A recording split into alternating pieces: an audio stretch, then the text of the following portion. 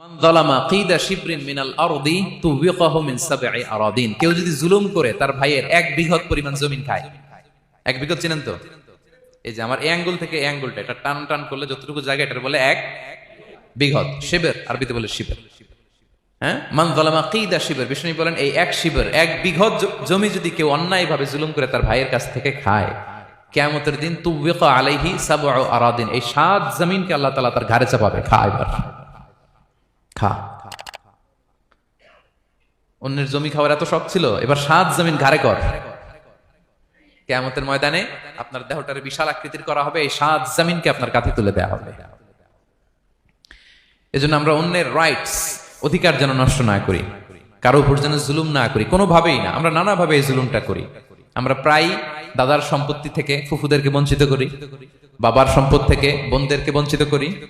হ্যাঁ, নিজের ভাই আরেক ভাইকে, আপন ভাই ভাইকে বঞ্চিত করে, জুলুম করে। এরকম দৃশ্যপট আমাদের সমাজে আছে না নাই বলেন তো?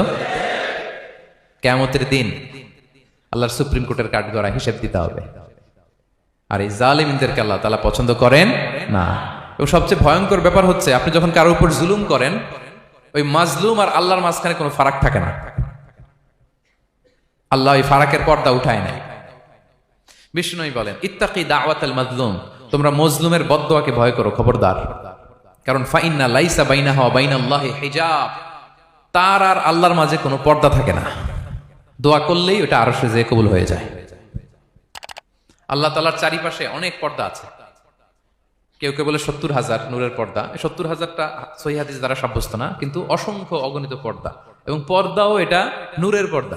আচ্ছা বলেন তো, জানলা দিয়ে বাইরের আলো ঠেকাতে আমরা দেয়ালে জানালায় কি লাগাই? পর্দা লাগাই। পর্দাটা কিসের তৈরি? মোটা কাপড়ের, যাতে করে ওই আলো না আসে। কিন্তু আল্লাহর চারদিকে যে পর্দা, ওই পর্দাটা কিসের? নূরের, আলো। ওনার পর্দায় আলো দিয়ে তৈরি। সুবহানাল্লাহ বললেন না? বিষ্ণু বলেন ইত্তাকি দাওয়াতাল মাজলুম, মজলুমের বদদোয়াকে ভয় করো। ফাইন্না লাইসা বাইনাহা ওয়া বাইনাল্লাহি হিজাব, কেউ যখন মজলুম হয়ে কেঁদে বদদোয়া করে, তার আর আল্লাহর মাঝে ওই পর্দা থাকে না। বদদোয়া করছে ডাইরেক্ট কবুল। খবরদার আমার পেনাঙ্গের ভাইয়েরা, আমরা যেন জালিম না হই। In it's any form, operation in it's any form, যেই কোনো ভাবে, যেই কোনো ক্ষেত্রে, যেই কোনো ধরনের হইতে পারে জুলুম। কাউকে আপনি ছোট্ট কোনো কাজে ঠকালেন, বন্টন নীতিতে ঠকালেন, হ্যাঁ, জমি মেরে দিয়ে ঠকালেন, আমানত মেরে দিয়ে ঠকালেন, ইন ইটস এনি ফর্ম যদি জুলুম করে থাকেন, খবরদার। মজলুমের কান্না কখনো বৃথা যায় না। মজলুমের কান্না কখনো বৃথা যায় না। জীবনের কোনো না কোনো সময়ে এর প্রায়শ্চিত্ত আপনাকে করতে হবে। জীবনের কোনো না কোনো সময়ে এর প্রায়শ্চিত্ত করে আপনাকে মরতে হবে। তাহলে কোন বিশ্বাসী কি জালিম হতে পারে? কারণ ইন্নাল্লাহা লা ইউহিব্বুল যালিমিন, আল্লাহ তাআলা জালিমদেরকে পছন্দ করেন না।